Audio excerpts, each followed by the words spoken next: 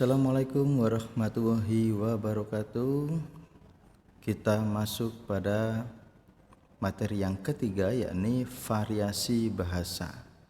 Pertama-tama kita dengarkan dulu, kita perhatikan dulu apa yang sudah disampaikan oleh teman-teman kita melalui video dari masing-masing kelompok untuk menjelaskan variasi bahasa. Assalamualaikum warahmatullahi wabarakatuh. Kami dari kelompok 3 akan menjelaskan tentang variasi penggunaan bahasa dalam berbagai konteks dan tujuan yang beranggotakan Ahmad Yahya, Arita Citrasana, dan Devika Tentaria Divana. Yang pertama adalah hakikat variasi bahasa. Fungsi bahasa yang utama merupakan untuk berinteraksi dan berkomunikasi. Komunikasi dilakukan oleh semua orang yang merupakan makhluk sosial. Manusia sebagai makhluk sosial yang dituntut untuk berinteraksi dengan manusia yang lain. Manusia merupakan makhluk yang diciptakan untuk hidup berhubungan antar satu orang dengan orang lain. Proses interaksi tersebut memerlukan alat bantu guna berhubungan dengan individu yang lain. Maka dari itu, kemudian timbul apa yang disebut variasi bahasa. Hal-hal tersebut bisa dikatakan sebagai salah satu penyebab timbulnya variasi bahasa. Terjadinya keberagaman atau kevariasian bahasa itu tidak hanya diakibatkan oleh para masyarakat yang tidak sanggup hidup sendiri, namun juga sebab aktivitas interaksi sosial yang mereka jalani berbeda-beda. Variasi bahasa selalu terhubung dengan penggunanya. Penggunanya disebut register. Selanjutnya adalah register. Register merupakan salah satu bentuk variasi bahasa yang diakibatkan oleh perbandingan bidang penerapan. Register ialah tahap atau hasil yang pengguna kata khusus yang berhubungan dengan jenis pekerjaan individu maupun kelompok sosial tertentu. Bagi Suwito, seorang pakar bahasa, mengatakan bahwa register sebagai bentuk variasi atau ragam bahasa yang disebabkan sifat dan karakter kebutuhan yang penggunanya. Dengan kata lain, register dapat diartikan sebagai suatu bahasa yang biasa dipergunakan pada saat ini, bahasa yang tergantung pada apa saja kegiatannya dan sifat kegiatannya, mencerminkan aspek lain dari tingkat sosial yang biasanya menyertakan masyarakat tertentu. Ciri-ciri secara umum yakni yang pertama, register hanya merujuk pada pemakaian kosakata khusus yang berkaitan dengan kelompok pekerja atau kelompok sosial yang berbeda. Bahasa register cocok dengan suasana komunikasi yang berlangsung kesekian secara teratur dalam suatu masyarakat yang berkenaan dengan partisipan, tempat, fungsi-fungsi non-komunikatif. Yang ketiga, register digunakan oleh suatu kelompok ataupun masyarakat tertentu sesuai dengan profesi serta kemampuan yang sama. Yang ketiga adalah bahasa keilmuan. Bahasa Indonesia yang digunakan untuk keperluan komunikasi ilmiah disebut bahasa Indonesia ilmiah atau bahasa keilmuan. Menurut Soekarno, bahasa keilmuan merupakan salah satu ragam variasi yang digunakan untuk memberikan gagasan pikiran yang bersifat ilmiah, bersituasi resmi atau formal dengan unsur-unsur pembahasan yang bersifat baku. Sehubung dengan pendapat di atas, Yono Budiono menyatakan bahwa bahasa Indonesia ilmiah artinya salah satu ragam bahasa yang tak termasuk kepada ragam dialek digunakan pada suasana resmi oleh para cendekiawan untuk mengkomunikasikan ilmu pengetahuan secara tulis maupun lisan. Karakteristik bahasa keilmuan diantaranya yang pertama, lugas dan jelas. Lugas diartikan mengandung makna apa adanya. Gagasan kentara, tak berbelit-belit, mudah dipahami, tidak diungkapkan pada bentuk kiasan. Yang kedua yaitu objektif. Kalimat bahasa Indonesia ilmiah dikatakan objektif jika menyampaikan suatu pada keadaan sebenarnya. Ialah tak ditentukan oleh emosi pribadi pemakainya. Karakteristik objektif berarti bahwa bahasa Indonesia ilmiah mengemukakan suatu pandangan berasal sudut pribadi saja, tanpa memperhatikan sudut pandang orang lain secara umum. Penggunaan frasa kita duga alangkah sekiranya itu ditentukan oleh emosi pribadi serta membuahkan kualitas keilmiahan menjadi rendah. Cendekia, artinya bahasa itu mampu digunakan untuk menyampaikan hasil berpikir secara masuk akal dan tepat. Yang keempat, ringkas dan padat. Bahasa keilmuan berciri ringkas dan padat, maksudnya penggunaan unsur bahasa di dalamnya tidak bertele-tele. Unsur-unsur yang tidak diperlukan dalam mengungkapkan gagasan harus disingkirkan. Yang kelima adalah konsisten. Bahasa keilmuan berciri konsisten, maksudnya harus bersifat selaras dan tidak berubah-ubah. Unsur-unsur bahasa berupa pembentukan kata dan tata tulis digunakan untuk kaidah-kaidah yang berlaku dan konsisten. Yang terakhir, gagasan sebagai pangkal tolak. Gagasan menjadi pangkal tolak bahasa Indonesia keilmuan, oleh karena itu kalimat-kalimat bahasa keilmuan berorientasi di kalimat pasif, bukan kalimat aktif.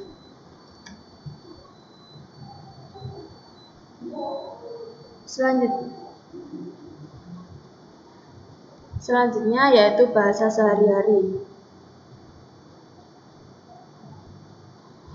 Bahasa sehari-hari atau bahasa percakapan, bahasa cakap, bahasa informal, bahasa tak baku ataupun bahasa gaul adalah ragam bahasa yang digunakan pada suasana santai atau tidak resmi. Pada perkembangannya, bahasa percakapan dapat menghasilkan ragam bahasa tersendiri seperti bahasa Indonesia gaul. Ada beberapa faktor yang mengakibatkan kata-kata tidak baku bisa terucap diantaranya. Yang pertama, menggunakan bahasa tidak mengetahui bentuk penulisan dari kata yang dimaksud. Yang kedua, menggunakan bahasa tidak memperbaiki kesalahan dari pemakaian suatu kata. Inilah yang mengakibatkan kata tidak baku selalu muncul. Yang ketiga, yang menggunakan bahasa sudah terpengaruh oleh orang-orang yang terbiasa dengan menggunakan kata tidak baku. Yang terakhir, orang yang menggunakan bahasa sehari-hari sudah terbiasa memakai kata tidak baku. Adapun karakteristik bahasa sehari-hari adalah sebagai berikut. Kalimat lebih sederhana, susunan sintaksis dan logika bahasa yang tidak sempurna. Yang kedua, kosakata yang digunakan adalah kosakata sehari-hari, tidak cenderung ke beding tertentu. Yang ketiga, banyaknya penggunaan kata seru serta perangkat ekspresif lainnya. Yang keempat, perubahan leksikon atau kosakata yang pesat. Baik, selanjutnya saya akan menjelaskan tentang bahasa sastra dan estetika bahasa.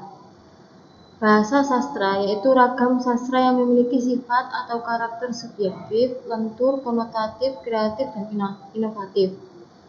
Bahasa sastra ialah bahasa yang dipakai untuk menyampaikan emosi atau perasaan dan pikiran, fantasi dan lukisan, angan-angan, penghayatan lahir dan batin, peristiwa dan khayalan dengan bentuk istimewa.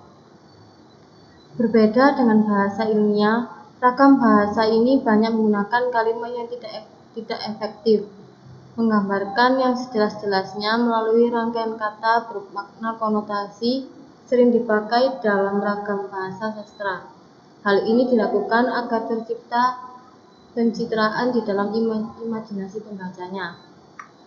Adapun karakteristik bahasa sastra yaitu bersifat konotatif. Bersifat konotatif yaitu yang mengandung makna kiasan atau kata-kata yang memiliki pengertian tambahan. Oleh sebab itu, di dalam sastra tidak ada pengertian yang sama bila ditinjau dari sudut kesan sensitifnya, dari sudut bunyi, dan dari sudut lambang. Setiap pilihan kata mempunyai pengertian tersendiri, misalnya kata cantik, molek, bagus, baik, anggun, indah, dan dari sudut denotasi mungkin artinya sama, tetapi kesan kata-kata ini memiliki sensitivitas berbeda. Yang kedua yaitu bersifat simbolis. Bahasa kesastraan ini lebih bersifat simbolis karena bahasa sastra bukan saja mengungkapkan yang tersurat, melainkan mengungkapkan makna yang tersirat. Hal ini berbeda dengan bahasa kewartawanan yang bersifat literal. Yang ketiga yaitu multitafsir. Multitafsir artinya penafsiran ganda. Bahasa dalam sastra cenderung mengundang penafsiran ganda dari pembacanya. Hal itu terjadi karena sifat konotatif bahasa sastra serta pengalaman masing-masing pembaca berbeda dan beragam. Bahkan secara ekstrim, sering dikatakan bahwa keberhasilan suatu karya sastra dapat dilihat dari ada tidaknya sifat penafsiran ganda. Yang keempat yaitu memperhatikan efek musikalitas. Maksudnya yaitu efek suara atau bunyi yang mampu membangkitkan rasa merdu. Kemerduan bunyi bahasa dalam karya sastra pada umumnya dapat dimunculkan lewat pola perhajakan atau rima atau kadang dibentuk lewat perulangan bunyi yang sama dalam setiap bait atau kalimat. Estetika bahasa. Bahasa yang terdapat dalam sastra seperti puisi, prosa, fiksi, dan drama. Khususnya puisi sebagian besar memuat bahasa-bahasa yang tidak normal. Estetika adalah salah satu bidang ilmu yang mempelajari keindahan. Jadi estetika bahasa adalah bahasa-bahasa yang mengandung arti keindahan. Adapun karakteristik dari estetika bahasa yaitu penekanan pada nilai ekspresif. Dalam hal fungsi estetika bahasa, ia memberi prioritas pada nilai ekspresif bahasa. Seperti itu mengacu pada kemampuan mereka untuk mengekspresikan perasaan atau kasih sayang yang membangkitkan suatu objek, ide, atau makhluk. Berarti bahwa ia tidak meninggalkan nilai bahasa yang signifikan. Yang kedua yaitu tunduk pada norma-norma budaya. Maksudnya itu seperti bahasa berada dalam hubungan interdependensi dengan budaya masyarakat. Ini mencerminkan kepercayaan, adat istiadat, nilai-nilai dan kegiatan kelompok tertentu. Tidak mengherankan bahwa fungsi estetisnya tunduk pada semua latar belakang budaya ini. Kehadiran dalam semua konteks linguistik, yaitu meskipun penilaian fungsi estetika bahasa ini lebih jelas dibuktikan dalam literatur, ini juga ditemukan dalam bahasa sehari-hari. Dalam yang terakhir ini dirasakan dalam bentuk metafora, permainan kata-kata, dan sumber daya ekspresif lainnya dari percakapan sehari-hari. Contoh fungsi estetika bahasa itu seperti yang dapat dilihat dalam puisi. Seperti fungsi puitis dan estetika biasanya digunakan sebagai sinonim. Tujuan dari bahasa puitis adalah untuk menyampaikan makna, perasaan, atau gambar yang mendalam dengan audiens. Untuk membuat efek ini, sertakan gambar dan bahasa kiasan yang disengaja. Yang selanjutnya yaitu bahasa selang atau bahasa komunitas. Bahasa selang atau komunitas ini bisa dikatakan bahasa gaul. Selang itu merupakan ragam bahasa tidak resmi yang tidak baku yang sifatnya musiman dan dipakai oleh kaum remaja atau kelompok sosial tertentu untuk konsumsi intern dengan maksud agar yang bukan anggota kelompok tidak mengerti. Bentuk-bentuk bahasa selang seperti jargon. Jargon adalah frasa atau kalimat yang pendek. Jargon biasanya diperkenalkan dengan cepat oleh orang-orang yang memiliki pengaruh besar seperti pimpinan negara, artis, dan tokoh-tokoh dalam bidang tertentu. Contohnya seperti jargon misalnya Wani Piro yang diperkenalkan oleh salah satu iklan rokok. Yang kedua yaitu prokem. Prokem itu merupakan bahasa selang yang proses dalam pembentukannya dengan cara afiksasi, membalikkan susunan kata, dan dengan memberi suatu sisipan. Oleh karena itu, bahasa selang dalam bentuk prokem ini sulit diprediksikan.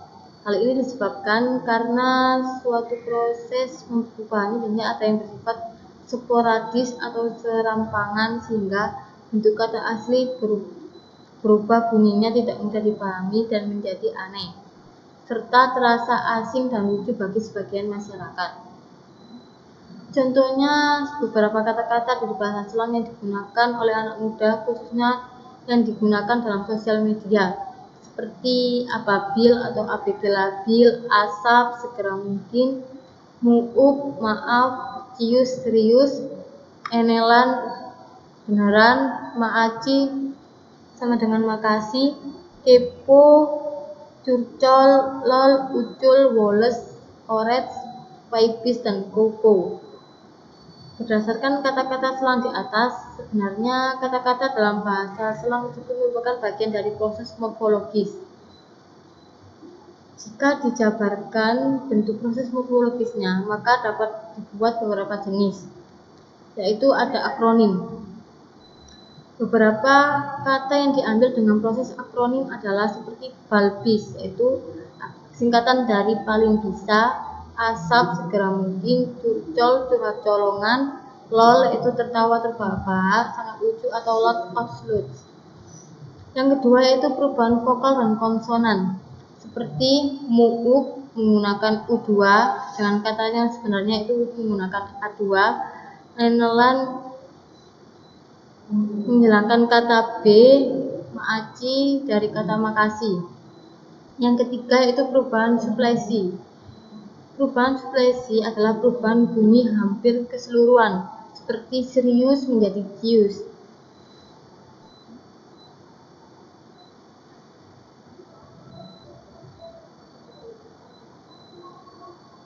Bentuk bahasa selang menurut Bloomfield tahun 1933 yaitu singkatan. Singkatan adalah bentuk singkat dari kata atau frasa.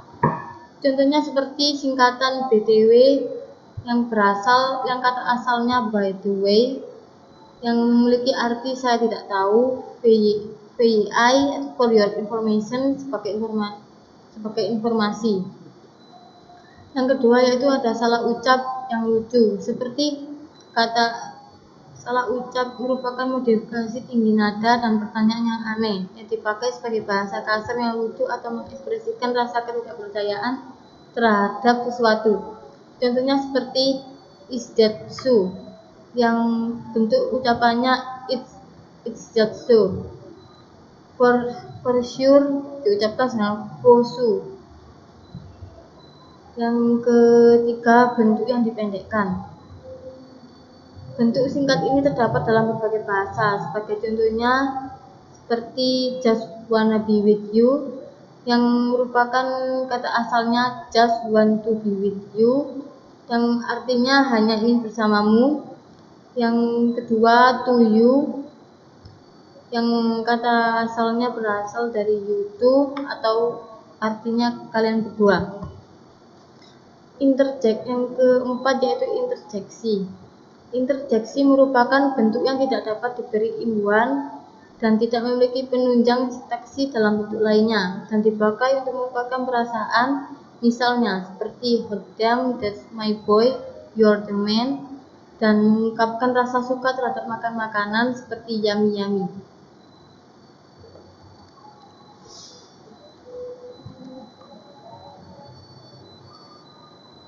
Yang selanjutnya itu bahasa politik. Bahasa politik itu merupakan bahasa yang dipergunakan para elit politik dan elit birokrasi untuk menyampaikan kepentingan-kepentingan umum.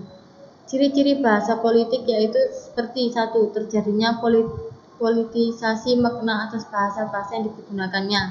Yang kedua, terjadi penghalusan makna, dan ketiga, terjadinya bentuk-bentuk bahasa propaganda. Contoh bahasa politik itu biasanya digunakan para pejabat-pejabat tinggi ketika mereka mengadakan rapat di kenegaraan dan ketika mereka melakukan perdebatan. Saya akan menjelaskan bahasa jurnalistik adalah bahasa komunikasi massa yang tampak pada hari-harian surat, kabar, dan majalah. Dengan fungsi yang demikian, itu bahasa jurnalistik harus jelas dan mudah dibaca dengan tingkat ukuran keilmuan yang minimal.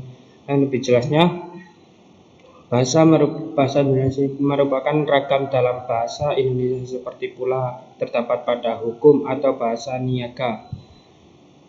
Meskipun bahasa jurnalistik mempunyai sejumlah khususan, tapi bahasa jurnalistik merupakan bahasa yang baku atau formal yang wajib memperhatikan aturan-aturan yang berlaku. Jadi bahasa jurnalistik Indonesia tetap bahasa Indonesia yang standar, baik dan sahih. Perdagangan yang sama juga dikatakan oleh Saudara Toba, bahasa jurnalistik adalah biasa disebut dengan bahasa wartawan, ialah salah satu ragam bahasa kreatif. Di samping dengan bahasa wartawan ialah salah satu ragam bahasa kreatif, di samping itu bahasa Indonesia terdapat juga ragam bahasa lain seperti ragam bahasa ilmiah, ragam bahasa usaha atau bisnis, serta ragam bahasa sastra. Karakteristik bahasa jurnalistik ada juga ringkas, jelas, dan padat. Ringkas, jelas, dan padat disebut adalah bahasa jurnalistik yang hemat kata, ekonominya off-word, sebagai akibatnya memilih kata-kata atau kalimat yang lebih ringkas atau sedikit huruf. Lugas dan jelas. Lugas jelas artinya langsung pada pokok perseteruan, the point, the vertel, tele-tele, tak berputar-putar, juga tidak berbunga-bunga, atau memakai istilah berona, color of word. Misalnya bahasa jurnalistik lebih memilih menangis daripada menitikkan air mata. Selanjutnya, sederhana dan mudah dipahami. Sederhana dan mudah dipahami adalah memilih kata atau kalimat sederhana, yaitu memilih kata atau kalimat yang dipahami oleh orang awam, paling banyak diketahui maknanya oleh khalayak pembaca yang tidak sejenis. Contoh, Valentino Rossi menggasapi Jorge Lores sebuah kalimat sederhana alias tidak awam, dibandingkan Valentino Rossi mengalahkan Jorge Lorenzo. Selanjutnya, hindari jargon. Jargon sama dengan poin 3, yakni sederhana serta mudah dipahami. Bahasa jurnalistik harus menghindari slogan, yaitu kata atau istilah yang hanya dimengerti serta dipahami oleh kalangan tertentu atau sebagian kecil pembaca. Contohnya istilah akademis serta teknis. Selanjutnya, logis. Bahasa jurnalistik memakai kalimat logis, yakni perkataan yang masuk akal. Dalam kurung KKBI, kalimat merupakan perkataan. Selanjutnya, mengutamakan kalimat aktif. Mengutamakan kalimat aktif lebih mudah dipahami dan lebih disukai oleh para pembaca daripada kalimat pasif.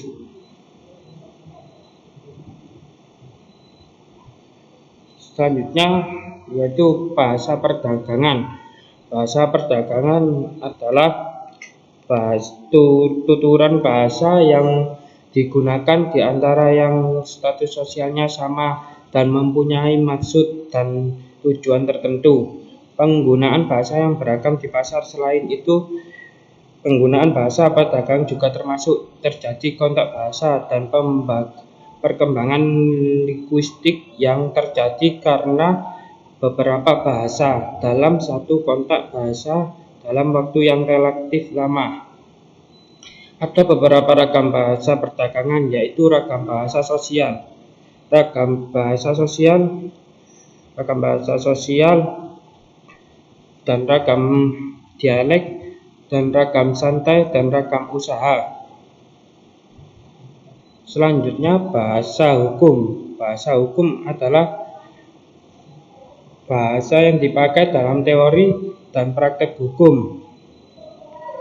Di dalam hukum, adat tak tertulis atau aturan perundangan atau aturan tertulis di dalam karya-karya tertulis atau kepustakaan hukum, dan kesemua aspek yang menyangkut hukum yang bersifat khas hukum serta menggunakan bahasa menjadi alatnya, termasuk pada ruang lingkup bahasa hukum Indonesia. Karakteristik bahasa hukum adalah sebagai berikut. 1. Memiliki gaya bahasa yang spesifik. 2. Lugas serta ekses karena menghindari kesamaan. 3. Objek serta menanamkan prasangka pribadi. 4. Menyampaikan penjelasan yang cermat tentang nama, sifat, serta kategori yang diselidiki untuk menghindari kesalahan informasi. 5. Tidak beremosi serta menjauhi tafsiran bersensasi. Sekian dari kelompok kami. Assalamualaikum warahmatullahi wabarakatuh. Assalamualaikum warahmatullahi wabarakatuh. Kami dari kelompok 3 akan mempresentasikan hasil kerja dari kelompok kami tentang variasi penggunaan bahasa dalam berbagai konteks dan tujuan. Nama kelompoknya yang pertama yaitu Muhammad Firmansyah, Nurul Maulidiyah, Rizkia Salsabila, dan Saila Farizkia.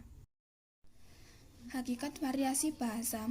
Bahasa itu sistematis karena mengikuti aturan-aturan yang teratur, dan sistematik karena ia merupakan sistem atau subsistem. Bahasa itu fanatik, artinya sewenang-wenang antara makna dan bentuk yang ditentukan bersama antara pembicara dan lawan bicara. Variasi bahasa terbagi menjadi 7 macam. Yang pertama, variasi kronologis. Variasi bahasa ini disebabkan oleh faktor urutan waktu, wujudnya bernama kronoleg. Contohnya bahasa Kawi sebelum puncak Majapahit, bahasa Jawa Tengah pada masa akhir Majapahit, dan bahasa Jawa Baru.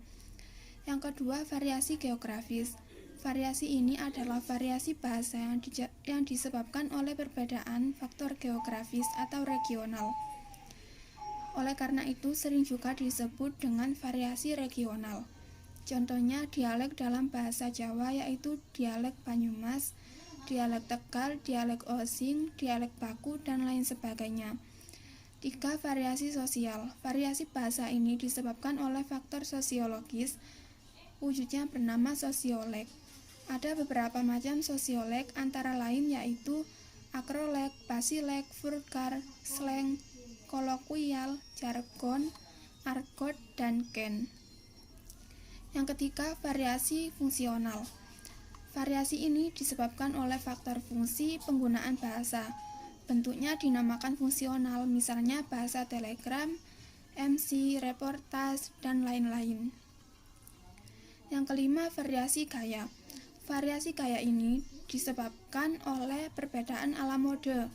Mario Bay mengemukakan 5 gaya, yaitu gaya puisi, gaya prosa, gaya bicara standar, gaya bahasa sehari-hari, dan gaya vulgar atau gaul. Sedangkan Martin Jones menyebutkan 5 macam gaya, yaitu gaya beku atau tidak pernah berubah, gaya formal atau standar, gaya konsultatif atau bisnis, gaya santai atau informal atau santai, dan gaya akrab.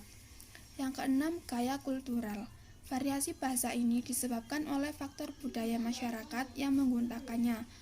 Variannya meliputi vernakular, artinya bahasa ibu, pidgin, bahasa yang strukturnya merupakan hasil percampuran budaya, Kreole, pidgin yang telah diturunkan dari generasi ke generasi dan diformalkan. Lingua franca, bahasa yang disepakati untuk digunakan bersama oleh penutur dari berbagai budaya. Contohnya yaitu bahasa Volapük, Esperanto, dan Interlingua.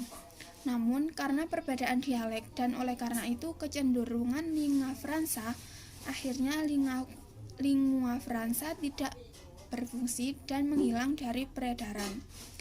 Yang ketujuh, variasi individual.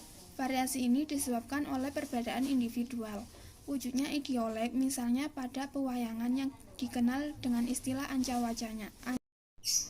Selanjutnya yaitu register.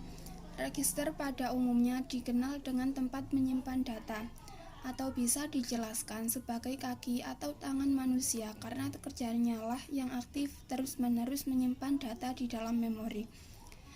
Terdapat 3 jenis register. Yang pertama, register buffer, yang artinya register yang paling sederhana dan dasar yang memiliki fungsi menyimpan kata digital. Yang kedua, register buffer terkendali. Register ini berfungsi untuk menyimpan data yang lebih dari 1 bit. Register tersebut tidak bisa mengendalikan data-data biner, tetapi hanya berfungsi sebagai penyimpan data-data biner saja. Yang ketiga, register geser, yang artinya rangkaian logika yang memiliki fungsi untuk menyimpan file input secara berkala dan memindahkannya ke bit melalui pulsa clock. Sebenarnya register bertanggung jawab untuk memindahkan data secara serial sedikit demi sedikit. Transfer pengetahuan paralel adalah fitur lebih lanjut yang disertakan untuk membentuk register yang lebih fleksibel. Register sering digunakan sebagai antarmuka atau perangkat serial dan juga digunakan di ALU atau Arithmetic Logic Unit komputer untuk melakukan fungsi logika shift atau rotasi. Karakteristik bahasa keilmuan ada 4 macam, yaitu 1. Cendekia. Cendekia artinya yaitu mampu digunakan untuk menyampaikan hasil berpikir secara masuk akal dan tepat. Bahasa yang cendekia mampu membentuk pertanyaan yang tepat dan seksama. Kalimatnya menunjukkan ketelitian sehingga suku-suku kalimatnya seirama dengan proposisi logika. Jika sebuah kalimat digunakan untuk menyampaikan dua buah dan tiap-tiap gagasan itu memiliki hubungan kausalitas, dua proposisi beserta hubungannya itu harus ditunjukkan secara jelas dalam kalimat. Contoh, kemajuan informasi di era global ini dikhawatirkan akan menyebabkan pergeseran nilai-nilai moral bangsa Indonesia ke arah budaya barat yang tidak selalu sinkron dengan nilai-nilai budaya dan moral bangsa Indonesia. Yang kedua yaitu gagasan sebagai pangkal tolak. Gagasan menjadi pangkal tolak Indonesia keilmuan. Oleh karena itu kalimat-kalimat bahasa keilmuan berorientasi di kalimat pasif, bukan kalimat aktif ya. Contoh, perlu diketahui bahwa pendidikan di lingkungan keluarga sangat penting untuk penanaman Pancasila. Yang kedua, skripsi itu ditulis untuk memenuhi salah satu syarat mendapatkan gelar sarjana. Dan yang ketiga yaitu lugas dan jelas. Kalimat yang lugas dan jelas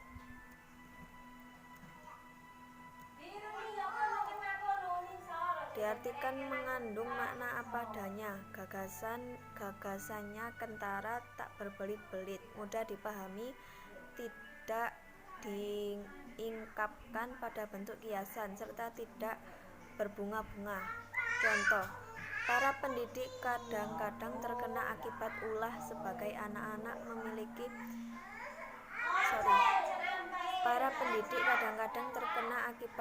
sebagian anak-anak memiliki tugas yang berat. Bahasa sehari-hari. Bahasa sehari-hari adalah bahasa yang digunakan pada suasana santai atau tidak resmi. Ciri-ciri bahasa sehari-hari yaitu bentuk kalimat yang lebih sederhana, kosakata sehari-hari tidak cenderung di bidang tertentu, menghasilkan ragam bahasa tersendiri atau bahasa gaul, banyak menggunakan kata seru. Selanjutnya, bahasa komunitas empat selang. Bahasa komunitas empat selang adalah salah satu bahasa yang sering digunakan di masyarakat yang menunjukkan adanya keakraban dan kedekatan yang cukup baik antara penutur dan penutur dalam sebuah komunikasi. Fungsi bahasa komunitas empat selang ada 7, yaitu fungsi bahasa. Fungsi bahasa merupakan alat komunikasi yang berperan penting dalam kehidupan. Pada umumnya, perhatian manusia terhadap bahasa tidaklah seimbang dengan peranan bahasa dalam kehidupan manusia. Manusia kurang memberikan perhatian terhadap bahasa karena bahasa merupakan hal mendasar yang melekat pada dirinya.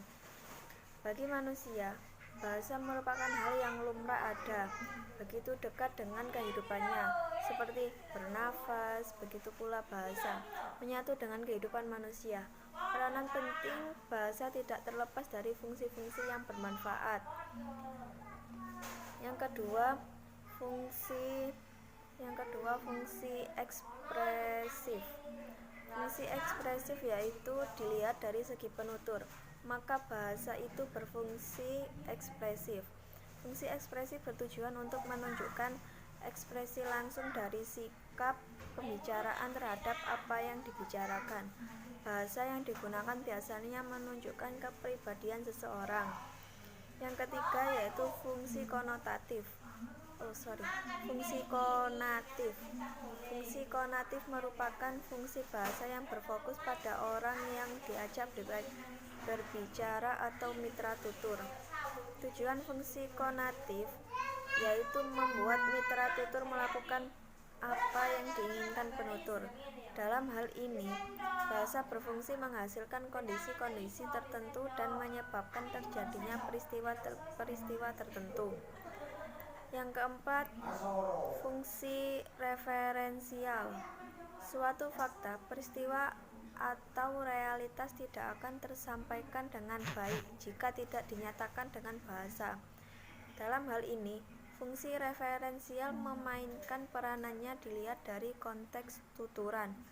Fungsi referensial bertujuan untuk menyampaikan suatu fakta, peristiwa atau realitas yang sebenarnya sebagaimana yang dilihat atau dialami orang. Dalam menyampaikan hal tersebut, penutur menyatakan pikiran maupun pendapatannya tentang dunia di sekelilingnya. Yang kelima, fungsi fatik. Fungsi fatik dilihat dari segi kontak antara penutur dan pendengar, maka bahasa memiliki fungsi fatik. Fungsi ini mengacu pada fungsi bahasa sebagai alat untuk berinteraksi dengan menjalin hubungan sosial, memelihara dan memperlihatkan perasaan bersahabat serta solidaritas sosial. Fungsi fatik merupakan fungsi esensial bahasa, yakni fungsi penting yang paling berpengaruh terhadap kelancaran suatu tuturan. Yang keenam, fungsi metalinguistik. Dilihat dari segi sandi atau kode yang digunakan, maka bahasa memiliki fungsi metalinguistik. Dalam hal ini, bahasa digunakan untuk membicarakan masalah bahasa dengan bahasa tertentu. Yang ketujuh, fungsi puitis. Dilihat dari faktor amanat atau pesan, bahasa memiliki fungsi puitis. Dalam hal ini, bahasa digunakan untuk menyampaikan suatu amanat atau pesan tertentu. Bahasa yang digunakan bertujuan untuk mengungkapkan pikiran, gagasan, perasaan, dan tingkah laku seseorang. Penggunaannya dapat dilihat dari struktur kalimat, intonasi, ritme, dan mutu suara. Fungsi puitik bukan merupakan fungsi yang dominan dalam tuturan.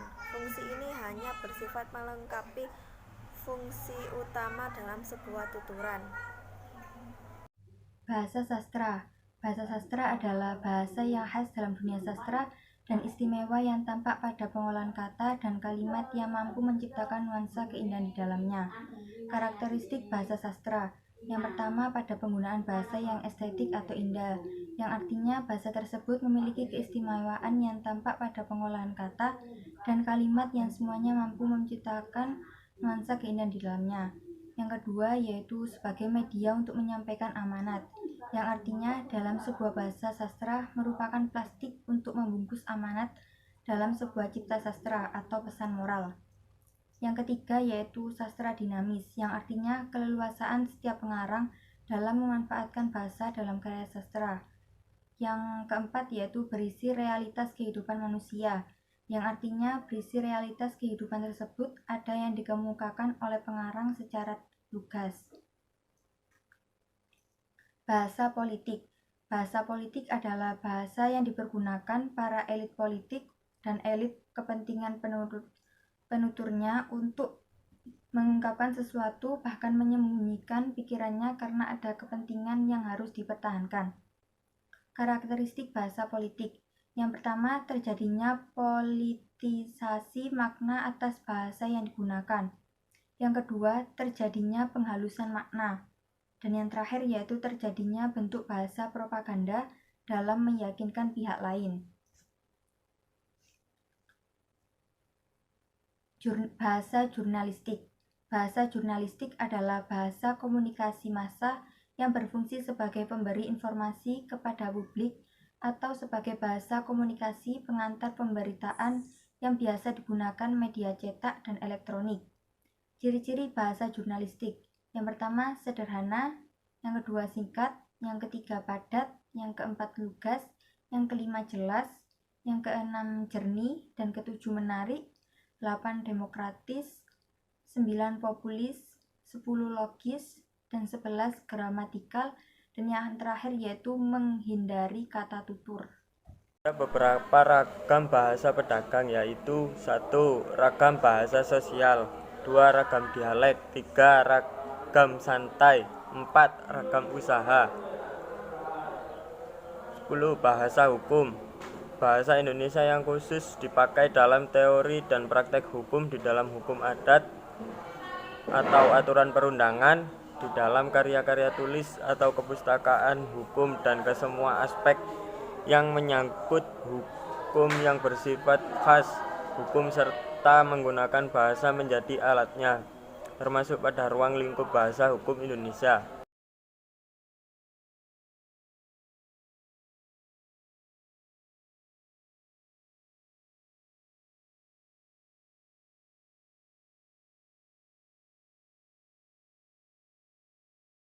Ciri-ciri ragam bahasa hukum. 1. Memiliki gaya bahasa yang spesifik. 2. Lugas serta eksak karena menghindari kesamaran serta ketaksaan. 3. Objektif serta menekan prasangka pribadi. 4. Menyampaikan penjelasan yang cermat tentang nama, sifat, serta kategori yang diselidiki untuk menghindari kesalahan informasi. 5. Tidak beremosi serta menjauhi tafsiran bersensasi. Contoh bahasa hukum. Sanksi pelanggaran pasal 44 Undang-Undang Nomor 7 Tahun 1987 tentang perubahan atas Undang-Undang Nomor 6 Tahun 1982 tentang hak cipta. 1. Barang siapa menggunakan dengan sengaja dan tanpa hak, mengumumkan atau memperbanyak suatu ciptaan atau memberi izin untuk itu, dipidana dengan pidana penjara paling lama 7 tahun. Sekian pembahasan dari kelompok kami. Wassalamualaikum warahmatullahi wabarakatuh.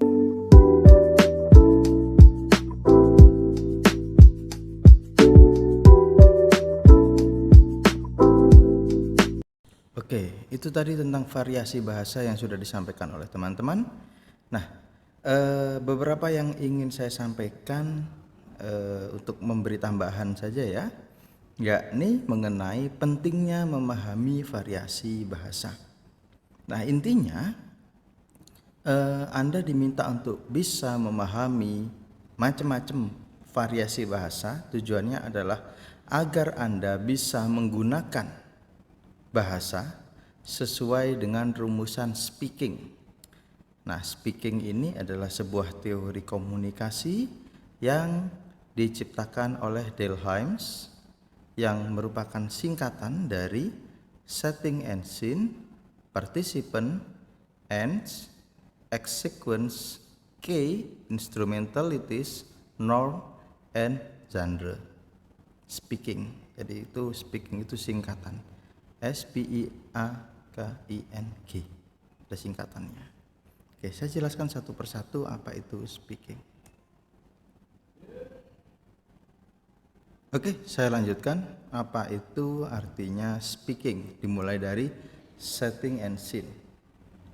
Yakni Anda harus menyesuaikan gitu ya.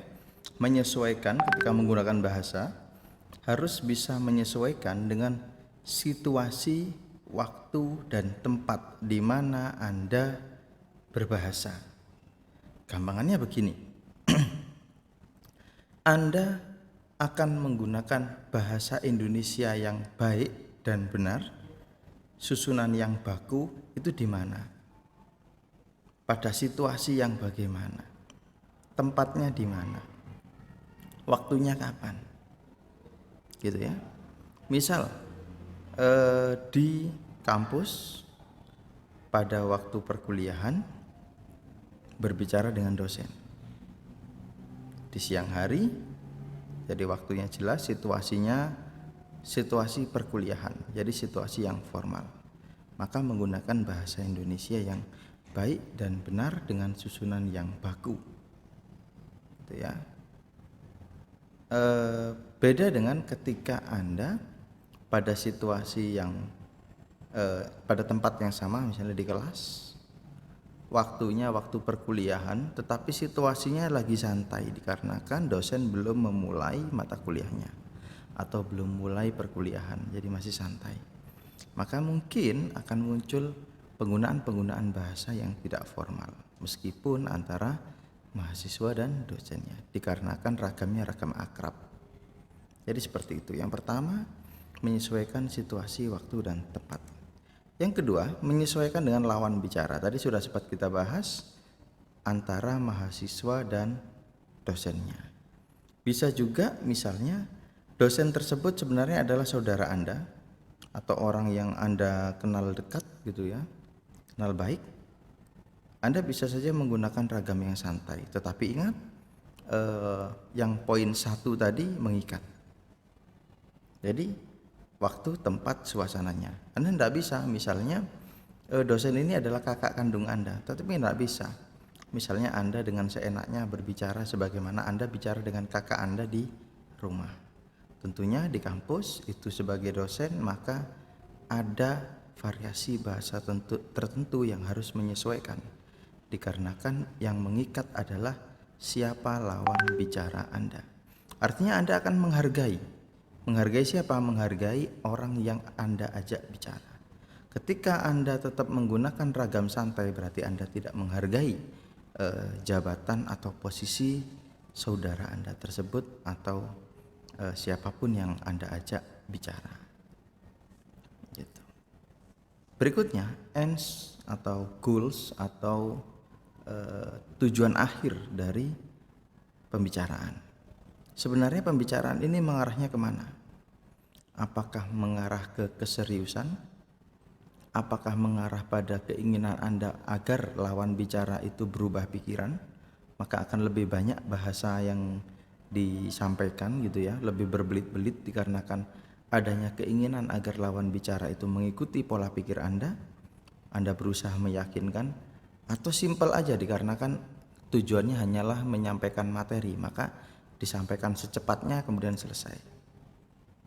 Tidak peduli apakah materi tersebut atau informasi tersebut dipahami secara matang atau tidak oleh lawan bicara. Namun jika tujuannya adalah pemahaman hingga pada mengikuti apa yang disampaikan oleh pembicara, seperti misalnya Anda ada seorang sales gitu ya, Anda pakai bahasa yang mana? Tentunya variasi bahasa yang sangat deskriptif, sangat definitif, sangat eksplanatif, berusaha untuk menjelaskan. Ada juga yang tujuannya adalah untuk menyampaikan, misalnya Anda adalah seorang saksi di dalam sebuah pengadilan. Maka Anda akan mencoba untuk menjelaskan panjang lebar, menjelaskan secara kronologis, secara detail. Anda menjelaskan narasi-narasi yang sangat panjang dan Anda berusaha untuk meyakinkan bahwa apa yang Anda lihat, apa yang Anda sampaikan adalah kebenaran di depan pengadilan. Jadi variasi bahasa ini ya salah satunya ya tergantung pada tujuan Anda berbicara. Berikutnya sequence atau setting giliran. Nah, ketika kita berbicara, apalagi bicaranya dengan orang banyak, itu ada settingnya. Anda tidak bisa menjadi orang yang sok mendominasi komunikasi, kemudian Anda berbicara terus tanpa memperhatikan orang lain yang sedang ingin berbicara atau ingin menyampaikan pendapatnya. Jika misalnya settingnya adalah diskusi, maka Anda perlu memberikan porsi tertentu bagi lawan bicara untuk menyampaikan gagasan. Tidak boleh di dalam diskusi kita mendominasi. Itu ya. Tetapi jika situasinya adalah khotbah yang dimana Anda adalah satu-satunya orang yang diizinkan untuk berbicara, maka berbicaralah. Tetapi perlu diingat, meskipun khotbah itu dikuasai oleh pengkhotbah, juga tidak serta-merta pengkhotbah menguasai waktu. Jadi harus diperkirakan siapa yang diajak bicara dan seberapa banyak materi yang Anda sampaikan, takutnya yang diajak bicara nggak paham, artinya sia-sia Anda bicara yang lama ini tadi. Jadi diperhatikan juga giliran dalam berbicara, gitu ya. Ada settingnya. Berikutnya K atau kunci pembicaraan yang akan disampaikan. Nah, setiap orang punya kunci dalam pembicaraan. Kunci masih ada kaitannya dengan ends atau goals atau tujuan akhir pembicaraan. Ada kunci-kunci tertentu. Misalnya Anda ingin menjual, Anda ingin mempengaruhi, maka perbanyaklah kata ayo, mari, ini buktinya, ini faktanya. Jadi hal-hal yang bisa meyakinkan orang lain untuk mengikuti apa yang sedang Anda bicarakan. Jadi ada kunci-kunci pembicaraan yang akan disampaikan. Nah, itu yang dipakai. Kalau pembicaraannya tegas, menentang, tujuannya untuk mengingatkan, maka juga kuncinya akan berbeda. Itu variasi bahasanya juga secara keseluruhan berbeda. Penekanannya berbeda, intonasinya berbeda, emosinya berbeda, pilihan katanya berbeda. Kalau tujuannya untuk menekan lawan bicara agar lawan bicara tidak jadi bicara atau tidak mampu untuk membantah, maka di situ juga ada kuncinya. Ada banyak hal yang ada banyak istilah penekanan yang disampaikan untuk menjatuhkan lawan. Gitu. Ini kunci pembicaraan. Berikutnya instrumentalities atau perangkat atau alat bantu dalam komunikasi. Nah, saat ini kita komunikasi bisa macam-macam. Kalau dulu kita hanya membedakan dua saja, yakni komunikasi tulis dan komunikasi lisan. Sekarang komunikasi tulis bisa pakai buku, pakai surat, pakai chatting. Kalau komunikasi lisan bisa pakai telepon, bisa pakai voice, gitu ya, atau tatap muka secara langsung. Jadi tidak sekedar lisan dan tulis, macam-macam komunikasinya. Ada salah satu yang unik, misalnya chatting. Chatting ini komunikasi tulis tapi ragamnya lisan. Tetapi tidak serta-merta kemudian apa yang kita inginkan kita sampaikan, kita tulis panjang kali lebar. Tidak bisa seperti itu, dikarenakan ini chatting. Pasti ada potongan-potongan kalimat, dikarenakan ketika orang membaca ada batasan kemampuan orang untuk memahami apa yang ditulis. Tidak semua orang bisa memahami tulisan yang panjang. Maka instrumentalities, ketika kita memahami instrumen apa yang kita pakai untuk komunikasi, itu sangat penting untuk menentukan bagaimana variasi bahasa yang akan kita sampaikan. Berikutnya norms atau norma. Norma adalah aturan sosial yang berlaku setidaknya antara kita dan orang yang mendengarkan kita. Ketika kita berbicara agak kasar, agak keras, agak terlalu cepat, maka bisa jadi norma-norma masyarakat tidak bisa menerimanya, tidak toleran terhadap hal itu. Terkecuali mungkin bagi community atau sosial masyarakat yang terbiasa dengan suara-suara yang kasar atau keras atau kalimat-kalimat yang diucapkan dengan cepat. Bagi sebagian orang membutuhkan pelafalan kalimat yang lebih sederhana, penekanannya lebih ringan, kemudian tidak emosional dan tidak terlalu cepat. Nah, ini sifatnya normatif, berlaku dalam komunitas di mana kita berbicara. Tentunya mempengaruhi bagaimana variasi kita dalam berbahasa. Berikutnya yang terakhir adalah genre atau intinya genre. Ketika kita sudah memahami speak yang di awal tadi, speaking ya sampai end tadi ya, mulai dari setting, partisipan, ends, itu tadi sequence, K itu tadi apa tadi K,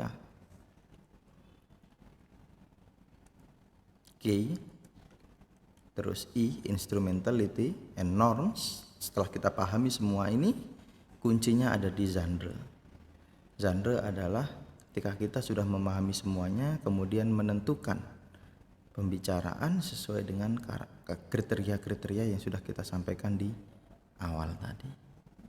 Gitu. Jadi genre. Nah, genre inilah yang kemudian di dalam ilmu yang sedang kita pelajari saat ini kita sebut dengan variasi bahasa. Genrenya bahasa. Jadi bagaimana bahasa kita sampaikan, dengan cara yang bagaimana, pilihan bahasa yang bagaimana, pakai bahasa apa. Itu kalau di ilmu komunikasi, kemudian dengan teori speakingnya Delheims disebutnya sebagai genre. Tapi di dalam ilmu kita yang sedang kita pelajari siang hari ini disebutnya adalah variasi bahasa. Intinya sama aja. Jadi pilihan bagaimana kita berbahasa. Oke. Apakah semua variasi bahasa ini baik dan benar? Yang sudah dijelaskan oleh teman-teman itu kan banyak variasi bahasa. Ada bahasa baku, ada bahasa beku, ada bahasa formal, ada bahasa non formal, ada bahasa campuran, ada bahasa kausal, ragam santai, ya kausal itu ragam santai, ragam serius, ragam formal, ragam terdidik, macam-macam variasi bahasanya. Apakah semua baik dan benar? Jawabannya adalah baik, asal digunakan sesuai dengan apa? Sesuai dengan teori yang disampaikan oleh Delheims itu tadi, sesuai dengan urutan mulai dari settingnya, terus partisipannya, ends-nya atau target atau tujuannya, sequence-nya, giliran bicaranya, terus case atau kata kuncinya, apa yang ingin disampaikan, instrumentalities, alat yang digunakan untuk berkomunikasi, N atau norms atau aturan yang berlaku di dalam masyarakat. Kalau semua itu sudah benar, sudah sesuai dengan rumusan tersebut, maka bisa dikatakan bahasanya baik, sesuai. Tetapi baik ini tidak selalu benar. Jadi teman-teman perlu membedakan antara baik dan benar. Baik itu asal digunakan sesuai, itu ya berarti baik. Kalau benar itu sesuai kaidah ejaan yang baku. Artinya dari sini bisa kita simpulkan bahwa bahasa yang baik itu tidak mesti benar. Gitu ya. Bahasa yang baik tidak mesti benar. Bahasa yang benar tidak mesti baik. Tidak mesti baik, karena benar itu sesuai dengan ejaan. Benar salah sesuai ejaan. Nah, kok bisa Pak bahasa ini tadi bisa baik dan bisa benar? Karena memang beda ininya. Beda dasarnya. Kalau bahasa yang baik itu normatif, kalau bahasa yang benar itu sesuai dengan aturan ejaan pada konvensi bahasa yang formal. Gitu ya, bahasa Indonesia yang formal. Kalaupun pakai bahasa Jawa ya bahasa Jawa yang formal. Sesuai dengan aturan dalam bahasa Jawa. Tidak bisa dibuat seenaknya sesuai dengan variasi dari speaking yang kita mau. Berikutnya, apakah boleh campur-campur variasi bahasa? Boleh, tapi nggak baik. Sebenarnya di dalam komunikasi ini ya teman-teman ya, tidak ada sama sekali tekanan kepada seseorang untuk berbahasa semaunya. Ada bebas. Berbahasa itu pada dasarnya bebas, semaunya orang. Anda sebenarnya misalnya di dalam kelas mau marah-marah, mau maki-maki, silakan. Tidak masalah. Tapi masalahnya ada aturan yang mengikat. Gitu ya. Jadi ini sama dengan kita bicara tentang hak asasi manusia. Manusia semuanya itu punya hak asasi. Untuk protes, untuk demo, itu punya hak. Terserah saya mau demo, terserah saya mau memaki presiden, tidak masalah. Terserah saya mau ngomong apa, mau misui presiden, tidak masalah. Itu memang hak dari setiap orang. Tetapi setiap hak itu ada ikatan normatifnya. Karena manusia bukanlah sebuah entitas bebas yang bebas semau-maunya, melainkan manusia ini adalah tergabung di dalam community. Jadi terikat pada sebuah komunitas. Nah, setiap komunitas, setiap masyarakat itu punya aturan. Maka sama dengan berbahasa, kita boleh berbahasa semau kita, tetapi kita masih terikat dengan adanya aturan konvensional.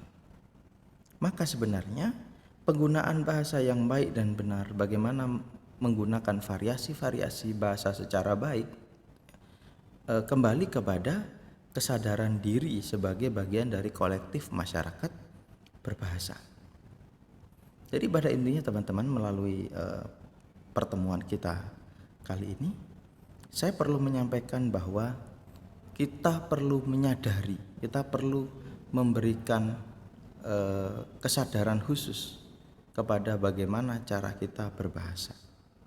Kalau kita tidak sadar di mana tempat kita berada, siapa yang kita ajak bicara, maka kacaulah komunikasi itu, maka rusaklah bahasa kita, maka rusaklah komunikasi kita. Ketika komunikasi tidak baik, maka akan terjadi problem secara sosial, mungkin permasalahan, perseteruan, atau kesalahpahaman. Orang marah hanya karena kita tidak bisa memahami bagaimana orang berpikir. Orang marah hanya karena kita menyela ketika diskusi. Orang tersinggung hanya karena kita mencampur-campur kapan kita berbahasa Indonesia dan kapan kita berbahasa Inggris, dikiranya kamu Inggris sok pinter. Padahal ya sebenarnya kita ingin menunjukkan kalau diri kita ini keren gitu ya, bisa atau pinter bahasa Inggris atau tahu istilah-istilah asing. Tapi dikarenakan kita salah tempat gitu ya, pakai bahasa asing, pakai bahasa Inggris, pakai terlalu banyak istilah, tapi ketika rapat RT, sedangkan ketika rapat RT itu tidak semuanya anak kuliahan, bisa jadi ada yang lulusan SD, bisa jadi ada yang tidak sekolah. Artinya mereka bakalan tersinggung hanya karena kita tidak bisa menentukan bagaimana kita berbahasa, tidak bisa menempatkan bagaimana variasi bahasa kita dengan baik. Itu yang perlu saya sampaikan melalui pertemuan terkait variasi bahasa ini. Intinya semoga di akhir pembahasan ini kita semua bisa kembali pada kesadaran bahwa kita adalah anggota dari kolektif masyarakat berbahasa. Kita tidak bisa menggunakan variasi bahasa semaunya, melainkan menyesuaikan dengan kolektif kita dalam berbahasa, atau setidaknya dengan siapa kita berbahasa. Oke, begitu teman-teman. Terima kasih. Assalamualaikum warahmatullahi wabarakatuh.